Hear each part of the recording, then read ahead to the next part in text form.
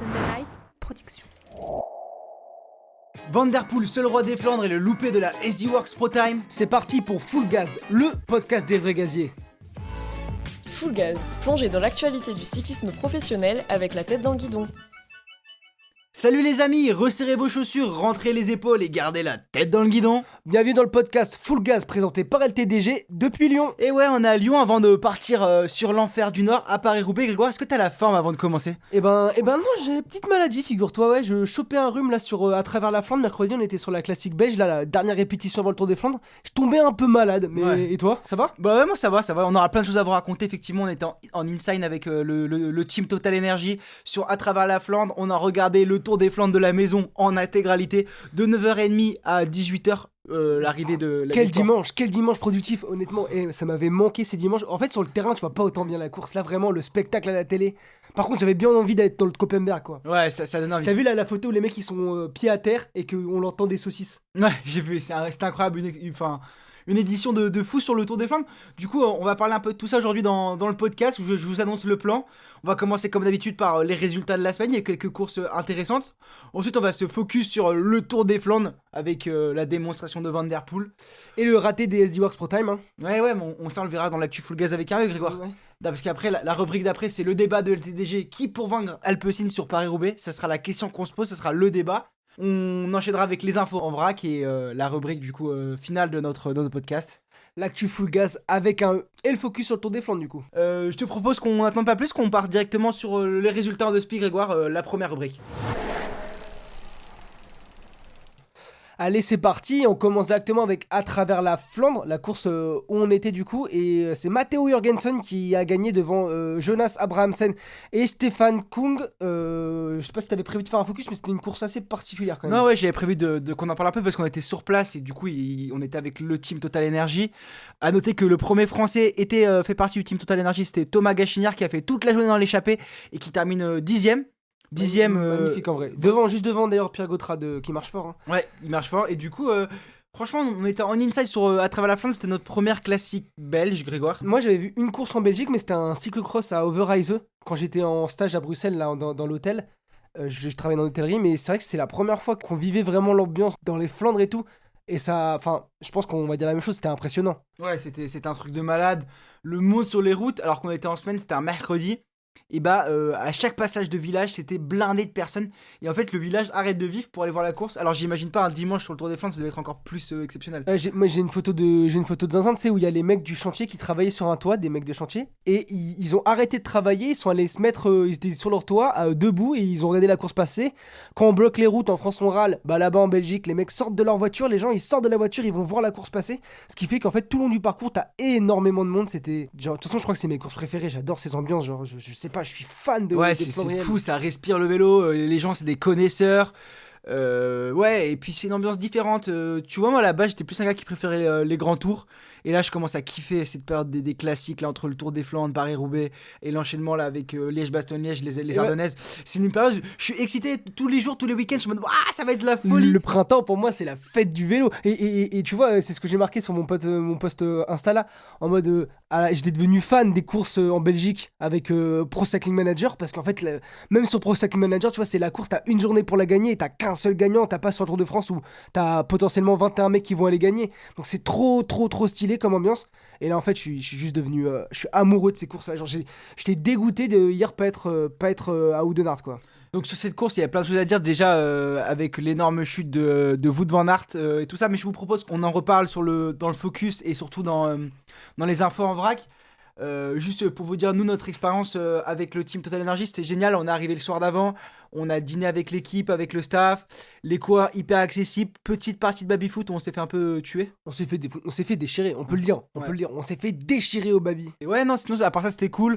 On a suivi un peu leur rituel, le passage après la reco, donc le jour d'avant. Après ça, ils passent au massage.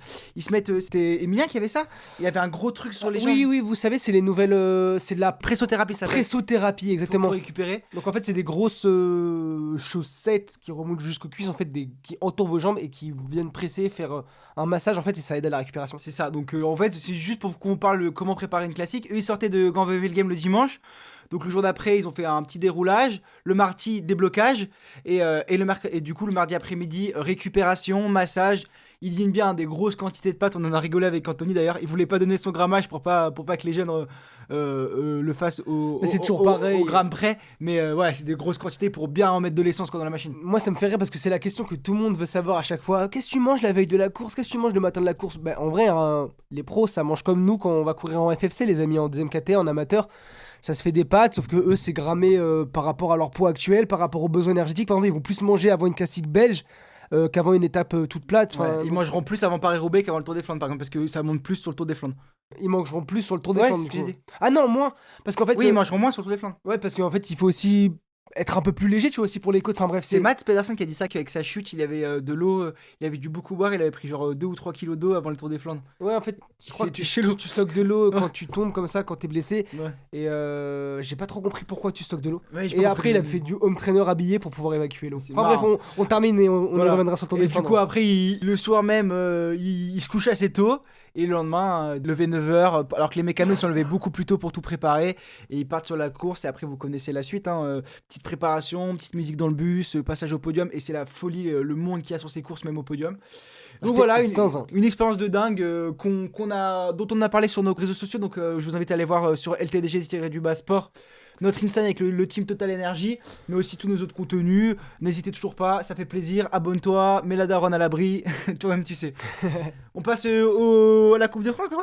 Ouais, c'est parti parce que le même jour, il y avait aussi Paris-Camembert, la course normande avec Un Normand. Avec un Normand qui s'impose. Ouais, c'est Benoît Cosnefroy pour Decathlon AG2R qui vient s'imposer devant Clément Venturini, le Lyonnais qui était dans notre club. Dédicace, Clément Venturini, Petite grosse petite dédicace. bise à Clément et Alexandre Delettre qui vient faire un premier podium cette semaine, mais c'est pas fini pour lui parce Ouais. que il remet ça sur la route à Delhi le vendredi où il Ouais. vient faire podium. Et sur la route à Delhi. Du coup, c'est Birman qui s'impose devant Sandy Dujardin pour le team Total Energy d'ailleurs. Et Alexandre Delette pour Saint-Michel-Aubert, 80. Saint-Michel-Aubert, l'ex de la Cofidis, qui vient refaire podium.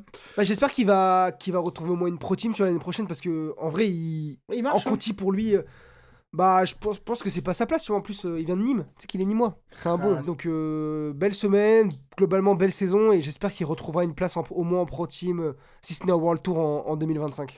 Et Grégoire, on vient sur les courses importantes de la semaine, je dirais très importantes. Avec tout d'abord, on laisse le suspense pour le Tour des Flandres, même si tout le monde connaît le résultat. Il y avait le Grand Prix Michel Indurain en amont de l'Itzula Tour du Pays Basque. Donc un tour sur une semaine avec une stratégie XXL, on va y revenir dessus aussi dans le podcast. Donc le jour d'avant, il y a un Grand Prix, le Grand Prix Michel Indurain pour les grimpeurs.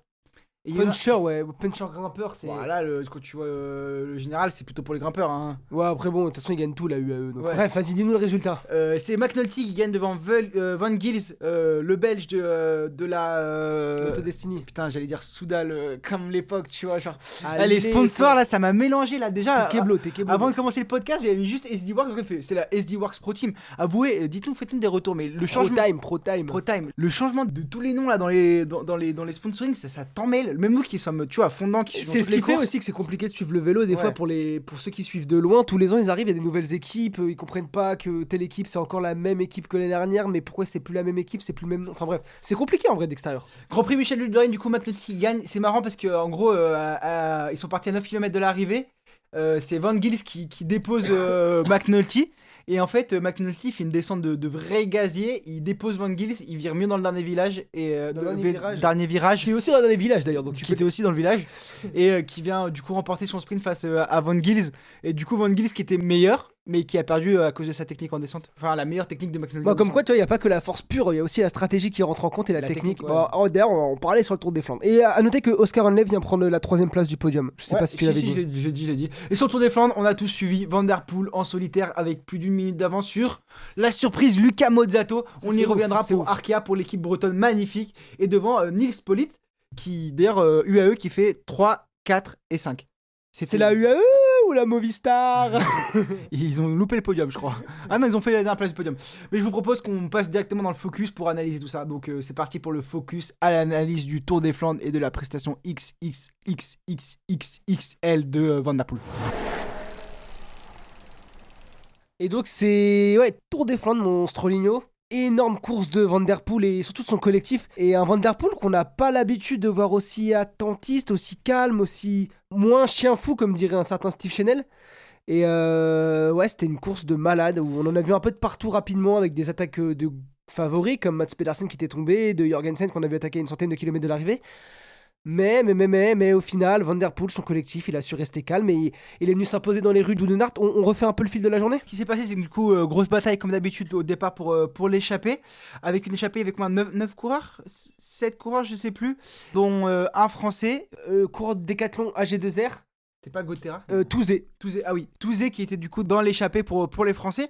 Une échappée du coup qui a favorisé le jeu de l'Alpecin parce que, en fait, ce qu'il faut remettre en place, c'est que Van Der Poel était le grand favori du jour et l'unique grand favori. Du coup, les autres équipes se devaient d'attaquer, de tenter des choses pour détrôner Van Der Poel pour essayer de pas faire une course classique, mais la course a été plutôt classique dans son départ. En vrai, moi, Et du coup, facile à contourner pour l'Alpecin. D'ailleurs, on va Ça a revenir sur le beaucoup- collectif de l'Alpecin qui était impressionnant. ça a beaucoup bataillé en début de course. Mais au final, il y a des équipes qui auraient pu mettre des pions à l'avant, je trouve, qui ont fait le jeu de Van Der Poel. Mais tu vois, c'est un peu le vélo moderne, du coup, c'est notre vélo à nous. On n'y a pas beaucoup, c'est très contrôlé, il y a moins d'échappés qui vont au bout quand même. Tu vois, des numéros à la Jackie Durand, dernier français vainqueur du Ronde de Van Vlaanderen. On peut plus trop en voir des mecs qui partent en échappée et qui vont s'imposer. Et moi, je trouve ça dommage que des équipes comme la FDJ soient pas allées devant, tu vois.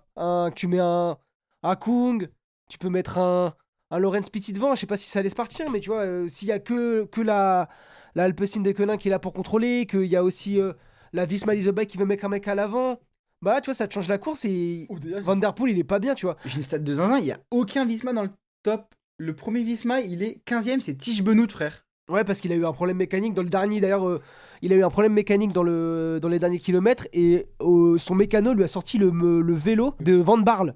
Ça, c'était. Mais comment il fait pour se tromper? Encore, tu te trompes d'un vélo qui sont les mêmes, mais là, le vélo de Van Barle, il est aux couleurs du champion des Pays-Bas. Donc voilà, une début de course plutôt classique avec une bataille pour l'échapper. Ensuite, Alpecin contrôle facilement. Et après, ça rattaque, ça repart. Mais Van Der Poel, comme a dit Grégoire, il a extrêmement bien couru, il s'est jamais affolé. Parce qu'il a pris sur la première attaque, du coup, t'as Jorgensen qui attaque. Ensuite, t'as un compte de Mats Pedersen et ça sort. Et il y a Gianni Vermeersch, coéquipier de Van Der Poel, qui est devant. Mais Van Der Poel n'est pas devant. Et en fait, il a pas paniqué. Il a fait rouler ses coéquipiers derrière. Il a attendu que ça se rassemble un peu derrière parce que ça va exploser. Il a fait rouler. Il est resté à 15 secondes et il a fait le jump dans la bosse d'après. Et ça, c'était genre stratégiquement trop bien joué. Ouais, il a fait le jump tout seul avec un coéquipier à l'avant, c'était Gianni Vermeersch. On peut saluer aussi le beau travail de Axel Laurence derrière qui a. Il a suivi une attaque, ouais, à un moment. Il a suivi une attaque de Mats Pedersen, peut-être. Non, d'un autre, je sais plus. Enfin bref, il a suivi l'attaque. Ben, ils ont contrôlé, en fait. Super travail. Tu vois, souvent on parle de Van Der Poel qui gagne tout seul. On disait, ouais, Alpecin, c'est Van Der Poel tout seul, mais en Alpecin, il gagne les 2 premiers monuments de la saison, Grégoire. Il gagne déjà sur Milan-San Remo. Aussi, petite stat de fou, Axel Laurence a pris 2 départs sur des monuments. 2 victoires. Et 2 victoires pour son équipe. 22 Magnifique. 22 ans, français. Et champion du monde espoir, magnifique. Et en voilà. plus, à chaque fois, il a un rôle où il a travaillé quand même. Ouais, il travaille, il est bon. je Milan trouve. San Remo, c'est le mec qui va lancer Van Der Poel, et Van Der Poel va lancer Philipsen quand même. Donc tu vois, il fait le début de la bosse du podio. Énorme.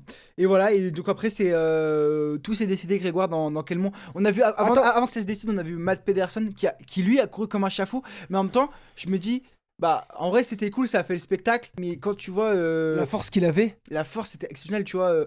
Il a passé tout le long devant, il était avec Vermeersch, du coup. En gros, quand Van Der Poel rejoint le groupe devant, quand il fait le jump, et ben là, d'un coup, t'as Mats Pedersen qui va attaquer, qui va ressortir du groupe directement quand Van Der Poel rentre. En fait, il va être suivi de Gianni Vermeersch, qui va être trop intelligent dans sa stratégie parce qu'il va prendre des petits relais, mais pas des gros relais. Donc ça veut dire que Mats Pedersen va faire le plus gros du travail devant. Et en fait, Gianni Vermeersch, il va juste laisser Mats Pedersen s'épuiser devant en lui prenant des petits relais. Et finalement, il s'est fait bouffer et après, il était mort. Mais je sais pas si il voulait. Alors, il a dit qu'il voulait vraiment faire une stratégie d'attaquant, Mats Pedersen. Mais je pense qu'il a quand même mal couru parce que, vu la force qu'il avait, s'il était resté un peu plus calme, il aurait peut-être pu essayer de suivre Van Der Poel. Surtout qu'il est resté dans le Kopenberg, il est resté sur le vélo. C'est ça que j'ai envie de dire, c'est que ensuite tout s'est décidé dans le Kopenberg où il y avait Ivan Garcia-Cortina qui s'est échappé tout seul une fois que Pedersen était repris. Et Ivan Garcia-Cortina pour la Movistar, il a un problème technique au milieu du Kopenberg. Au pire moment. Et en fait, faut se dire que le Kopenberg c'était l'enfer quoi.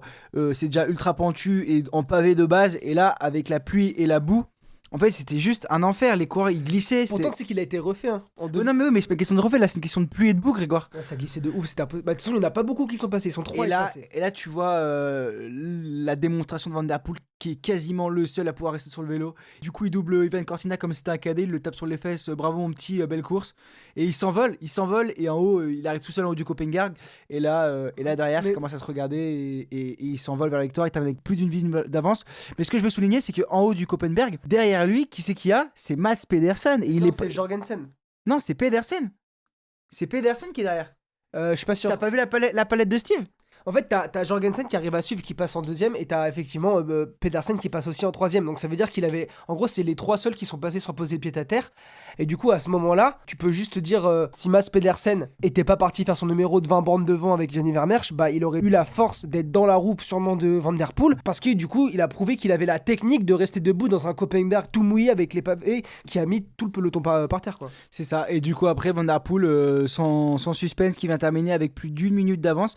Petite stat de folie, c'est son 3e Tour des Flandres, ça on le sait. Mais c'est recordman égalité. Et c'est surtout le premier coureur à avoir fait 5 podiums d'affilée sur le Ronde van Vlaanderen.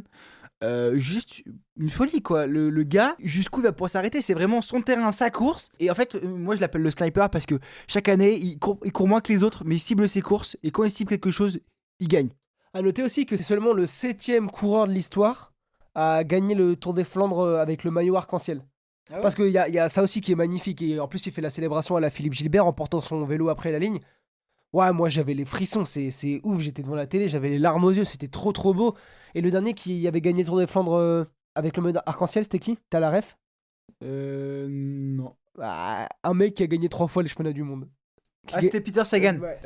C'était. Non, franchement, une course de ouf. Que dire, Van Der Poel, 45 bornes tout seul. Quelle course cette année? Il a quand même dit qu'à cause de la météo, c'était l'une des courses les plus dures de sa carrière. Et moi, ça me rassure de le voir arriver à l'arrivée dans le fauteuil. Il dit ça à chaque fois. En vrai, c'est un showman. Il le dit ça à chaque fois, mec. C'est spécialiste déjà sur le 3. Il arrive, il toxine. C'est spécialiste, Van Der Poel, de se mettre carpette. Et après d'arriver. Grégoire, tu peux pas me dire non. C'est un showman. Il sait jouer aussi avec les journalistes, avec le sport. Il sait faire le spectacle. Tu peux pas me dire que non.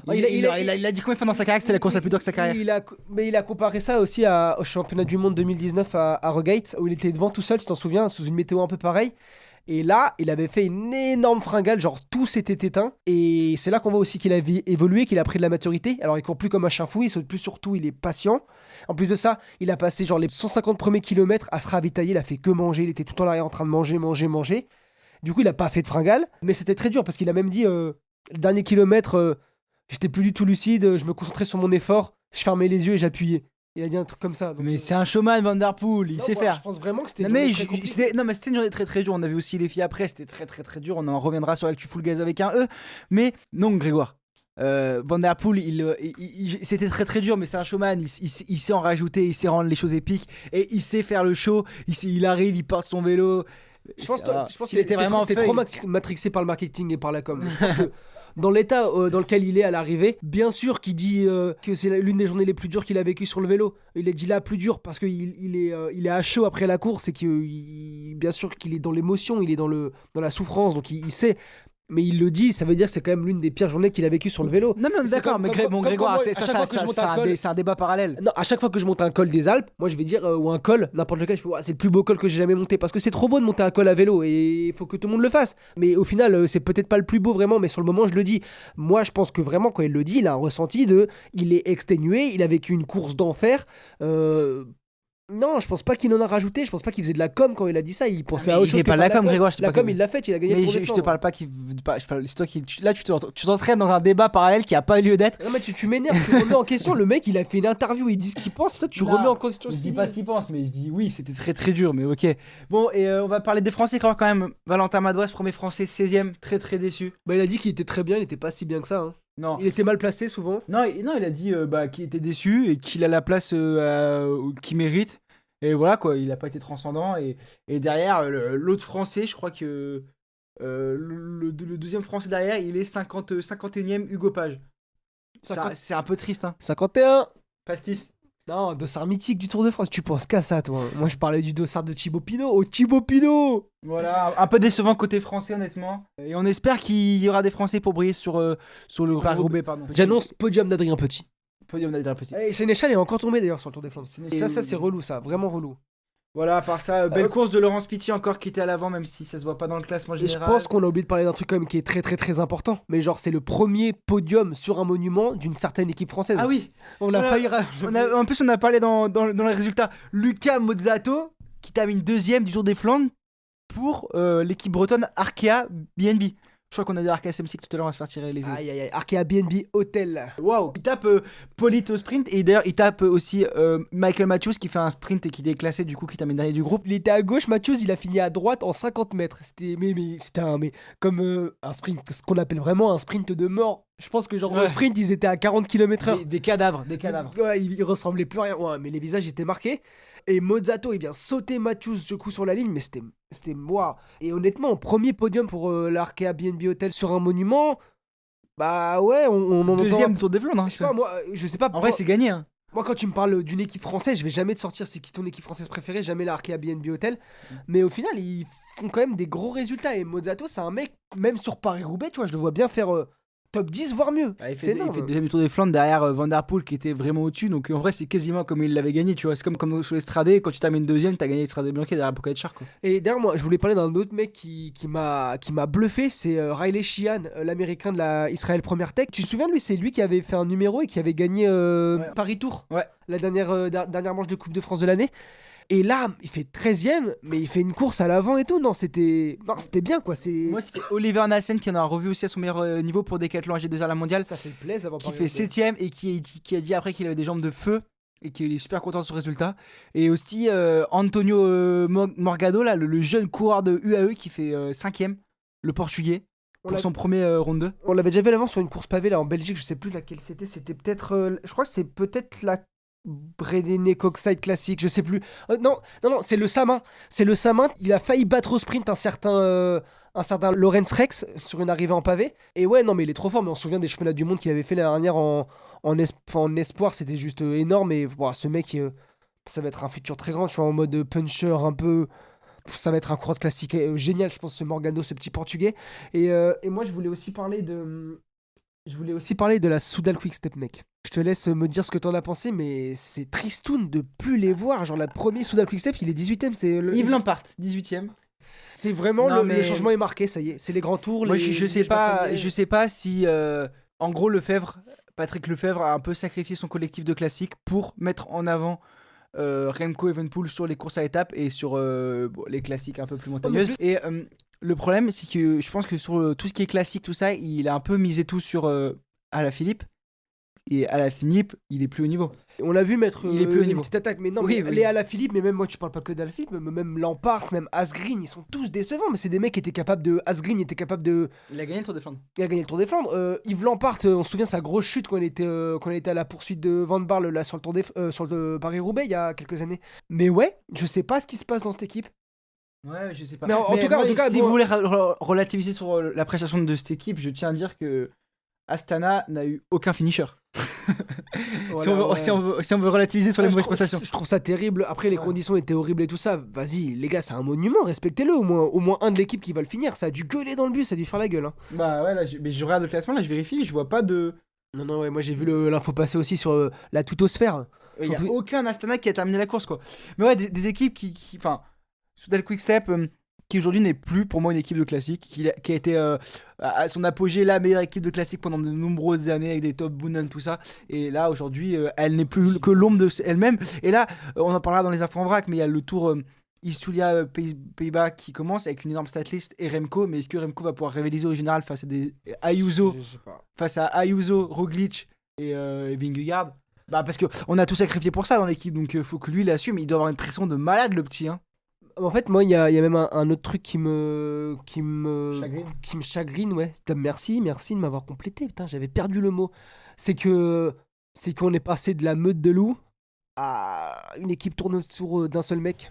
Ouais, je suis d'accord. Avec toi. En fait, c'était une meute, une équipe, tout le monde était capable de gagner. Il y en avait de partout, ils gagnaient tout. Ils sont recordman sur presque toutes les grandes classiques. Et là, bah, la Soudal Quick-Step, c'est Remco. Et qui est capable de gagner à part Remco Bah, Alaphilippe, je pense qu'il misait beaucoup sur Alaphilippe. Et comme je t'ai dit, Alaphilippe n'est plus au niveau. Et à notre plus grand désespoir, j'espère qu'il gagnera une étape sur le Giro. Mais Mais vraiment, je suis un peu triste de cette équipe, mais j'espère que Remco va assumer quoi et va gagner Liège et va gagner sur le Tour du Pays Basque. Bon bref, je te propose qu'on termine là avec le focus et qu'on passe directement avec les infos en vrac, qu'on parle un peu de ce qui se passe dans le monde du vélo. Grégoire, il y a plein d'infos importantes, mais il y en a une qui sort du lot parce que IF, ils nous ont fait une masterclass pour la période des classiques sur le Tour des Flandres, sur Paris-Roubaix. Ils ont sorti un magnifique maillot assorti au vélo. Qu'est-ce que t'en as pensé? Le maillot rétro là, en noir avec la bande au milieu, la bande avec Bah, quelle le couleur maillot de la IF, hein. T'as pas vu le maillot? Si, je l'ai vu, Bethuel a fait une belle course donc il était à l'avant. Alors moi j'aime bien parce que ça fait rétro de ouf, on se croirait dans les années 2000, tu vois, genre les vrais classic man avec les bandes. Si tu veux, je le décris pour ceux qui l'ont pas vu. Il est full black avec une barre blanche vraiment rétro avec deux petits traits roses mais blanches et avec écrit IF Education.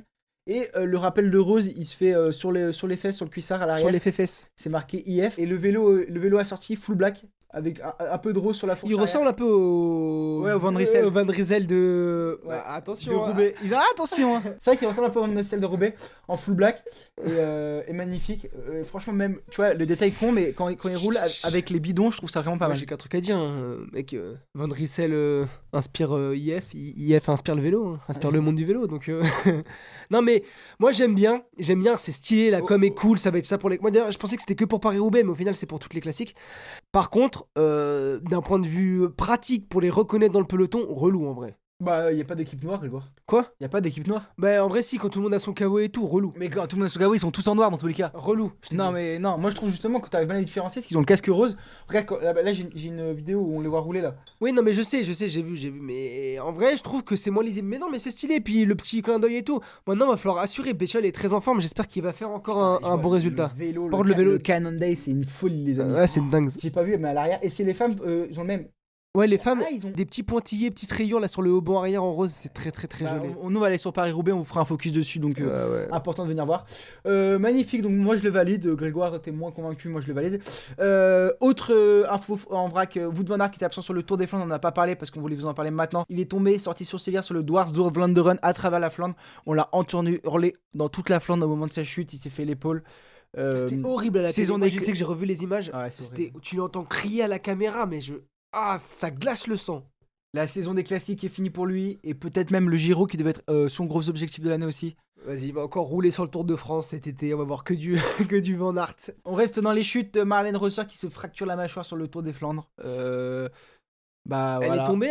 Il y avait aussi Lotte Kopecky qui a été pris dans la chute au départ. Ouais, mais l'hôtel est moins dans la chute. Moi j'ai revu les images, l'hôtel a dit qu'il était pris dans la chute. En vrai, je la vois, C'est une excuse. elle a posé le pied par terre, mais elle est pas tombée au sol. C'est une excuse.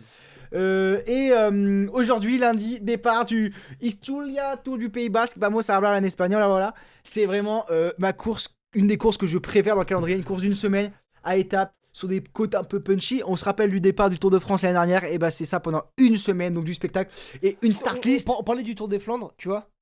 Aller voir un Tour du Pays Basque, c'est aussi un de mes objectifs. C'est dans ma de- to-do. un de- S'il y a des partenaires qui passent là et qui veulent nous envoyer couvrir Parce une que course, mec, envoyez-nous au Pays parce que Basque. je vais être dans les côtes, les opa, au Tour de France, déjà j'étais zinzin, alors imagine là sur leur tour national. Par contre, je propose qu'on se pose sur la start list une seconde, Oui, mais mec. rapidement, parce qu'on va pas faire le focus, ça va être juste cette semaine. Mais on a des leaders dans des équipes, genre Vingegaard qui va un combat pour le général. Vingegaard, Roglic, Remco, Peyo Bilbao, Royan Ayuso, Skelmos de Godu, Carlos Rodriguez, Félix Gall. C'est un désert de Tour de France quand même, Grégoire, non? Il manque que le Poggi et on y est quoi. C'est énorme, je pourrais même rajouter Tom Pidcock, Carlos Rodriguez, J'ai dit Carlos Rodriguez. ouais, Félix Gall. Mais Tom Pidcock, il jouera pas le général. Ouais, si, il s'entraîne au chrono et tout, t'inquiète pas. Mais- D'ailleurs, j'ai vu petite story privée de Thomas Champion ce matin, s'il nous permet d'en parler. Oui, mais toute la start list. Il part dans les favoris. Hein. Moi, je lui ai dit de mettre des clous dans ses poches, hein. Genre, parce que ça va C'est être dur. chrono aujourd'hui, un chrono qui est lancé, donc même pas un chrono, c'est un. Un J'ai oublié le mot. Un prologue. Ouh, Oh, chips. Oh, chips personnalisé. T'es trop chelou, Je t'ai mec. pas dit Antoine, t'as un gage. Ok, et Ouais, non, start list de zinzin, ça va être beau. Il y a Louise Menkis. ouais, Genre Xavier Miquel, Harper Red pour la Q36. Oh, ouf. Steph Kras. Non, je rigole. Franchement, suivez si vous avez l'occasion de le suivre. Et c'est sur Eurosport, ça va être de la régalade. Ouais, toute la semaine sur.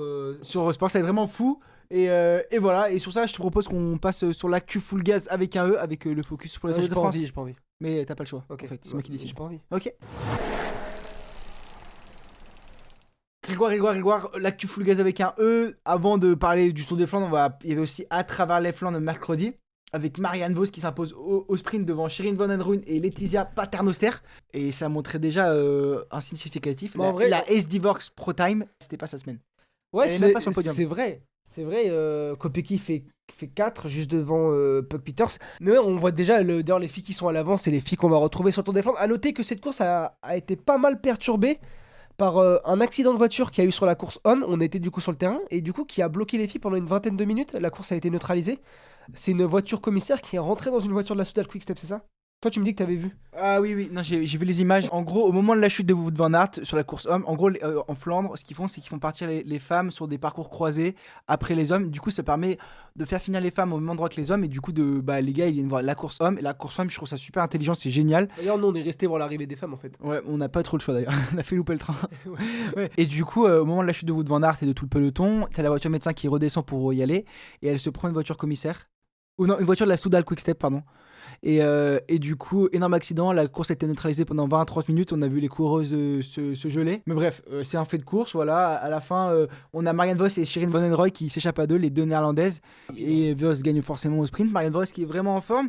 La Lidl Trek qui se place déjà super bien et qui donnait un avant-goût du Tour des Flandres, mais surtout Lotte Kopecky qui perd au sprint contre Paternoster, contre Alula Jayco. C'était un peu le focus sur les derniers épisodes de Full Gaz. Est-ce que la SD Works Pro Time va écraser la saison? Et bah là, c'est un peu la crise en interne parce que ça a un peu fait un gros scoop dans le monde du vélo.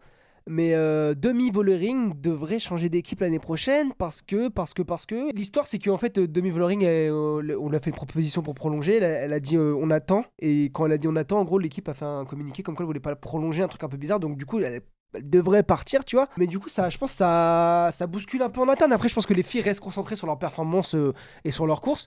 Mais bon, quand t'apprends que la vainqueur du Tour de France, la meilleure cycliste du monde, elle a gagné le vélo d'or, va sûrement s'en aller l'année d'après, je pense que ça peut un peu bousculer en interne. Et je sais pas s'il y a un lien à faire avec leurs mauvais résultats. Enfin, une corrélation.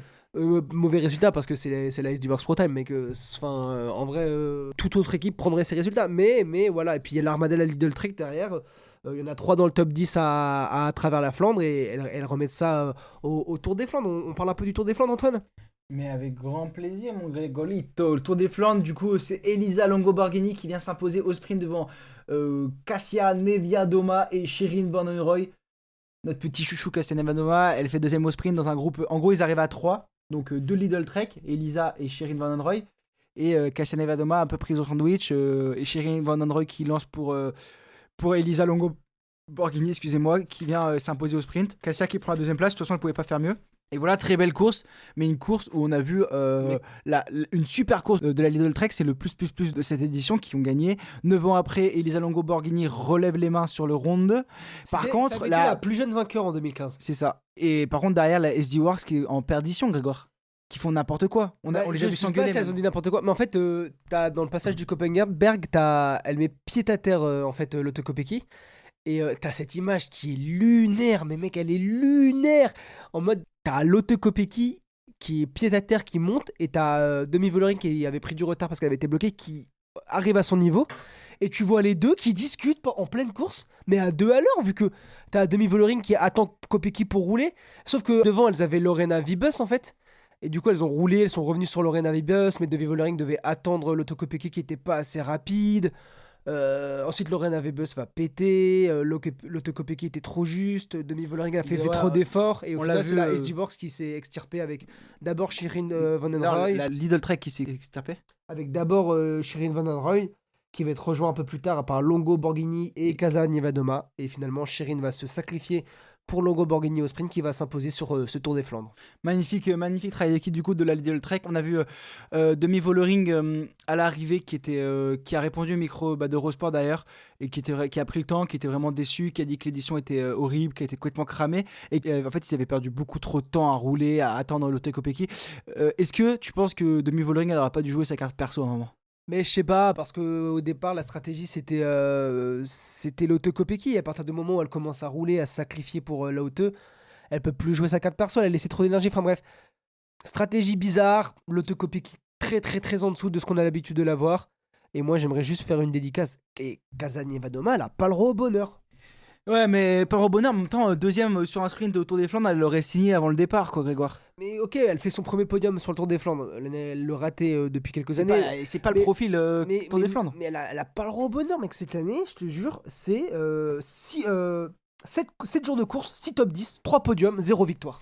Ça va payer. Moi, je me fais pas de soucis pour elle parce que elle est tout le temps placée, ça va payer. Mais effectivement, Casanier-Vadoma, elle fait partie de ce genre de profil où pour gagner, il faut qu'elle arrive seule, Grégoire. Et sauf que d'arriver seule avec ouais, c'est compliqué. C'est compliqué, mais elle fait 49 kilos, mec. T'imagines dans les pavés comme elle doit galérer. Et à côté de ça, la superbe joie de Elisa Longo-Borghini, qui, je cite, en arrivant après sa course, nous dit je gagne ici avec le tricolore autour des épaules, maillot de championne du monde, de championne nationale d'Italie. Et avec plus de maturité, car à l'époque, je n'étais qu'une enfant. Maintenant, je pense que je peux réaliser ce que j'ai fait. Et deuxième victoire de sa carrière sur le Ronde de Van Vlaanderen. C'était vraiment génial. Moi, je voulais faire juste un petit focus sur. Enfin, pas un focus, mais juste une petite dédicace à Puck Peters, qui fait un super début de route. Elle, la cyclocross woman, qui t'amène sixième, qui était à l'avant avec Shirin Van Androoy quand elle s'échappe, et qui fait franchement un super début de saison sur route. Et je pense que ça va faire qu'évoluer. Et c'est beau à voir courir. Alors pour l'info, elle devait pas faire autant de route normalement. Finalement, elle s'est trouvée à faire beaucoup de route. Elle fait une très bonne saison des classiques. Et là, elle va retourner au VTT pour préparer les Jeux Olympiques de Paris 2024. C'est un peu notre Van Der Poel féminin en fait. En vrai, Puck Peters, on peut comparer un peu le Tom Pidcock ou quoi. Elle est vraiment bonne partout. Ouais. Bah, à noter qu'elle est très jeune. Hein. C'est une 2002. Elle a 21 ans. Donc elle a encore le temps d'évoluer. C'est ouais. Voilà. Future très grande championne pour sa avenir. Quand elle va se concentrer 100% sur la route, elle va faire très très mal. Mais voilà, Grégoire, on arrive à la fin de notre petit podcast. J'espère que vous avez kiffé, les amis, que vous avez passé un bon moment, que vous avez pu suivre toute l'actualité grâce à nous. C'est quoi la suite pour LTDG, Grégoire ? La suite, là, c'est une petite Coupe du Monde de ski début de semaine là, avec tous les juniors. Ça va être trop sympa. On est à Val d'Isère, on va faire dernière trace de bronzage avant de repartir dans le Nord, où là on n'aura pas de trace de bronzage. Là, non, normalement, le Nord, c'est pas de trace de bronzage, mais c'est un bel insight sur Paris-Roubaix. On peut annoncer ou pas ? On peut annoncer, je crois, on sera avec Decathlon, AG2R La Mondiale, en inside avec l'équipe sur Paris-Roubaix. Donc très important d'aller nous suivre sur les réseaux pour suivre cet inside, pour savoir comment une équipe se prépare. Decathlon vient d'arriver en tant que sponsor principal de l'équipe. Et eux ont une origine du Nord, ils viennent de l'île de Villeneuve-d'Ascq. Non. À côté, LM, je crois, je sais plus où ils sont exactement. Et voilà, et du coup, c'est leur premier Paris-Roubaix en tant que sponsor de l'équipe, et c'est très important pour eux. Et on va suivre tout ça, ça va être génial. Et ensuite, on se revoit l'année prochaine pour faire un point et pour vous analyser tout cet design. Et ciao les amis. Ciao.